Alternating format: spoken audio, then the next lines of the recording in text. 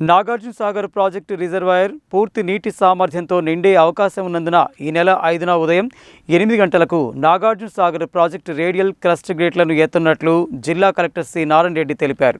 గేట్లు ఎత్తివేయనున్న దృష్ట్యా ప్రాజెక్టు దిగువ భాగంలో ఉన్న ప్రజలందరూ అప్రమత్తంగా ఉండాలని కోరారు. జిల్లా కలెక్టర్ నారాయణ రెడ్డి ఆదివారం మీడియాకు ఒక ప్రకటన విడుదల చేశారు. ప్రజలెవరూ నదిలోకి స్నానానికి వెళ్లవద్దని, యువకులు ఈత కొట్టేందుకు నదిలోకి వెళ్లవద్దని, అదేవిధంగా పశువులు, మేకలు, గేదెలు వంటి వాటిని నదిలోకి తీసుకువెళ్లవద్దని ఆయన కోరారు.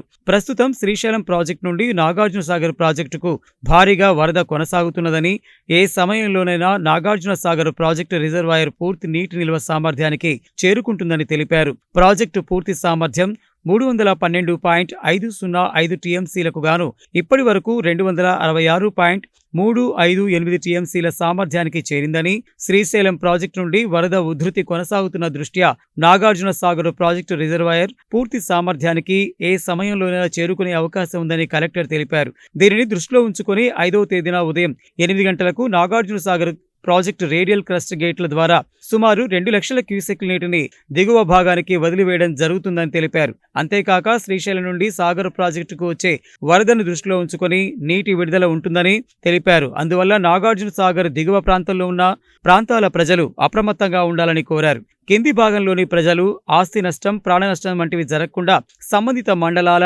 గ్రామాల అధికారులందరూ చర్యలు తీసుకోవాలని, ప్రజలను అప్రమత్తం చేయాలని కలెక్టర్ ఆదేశించారు.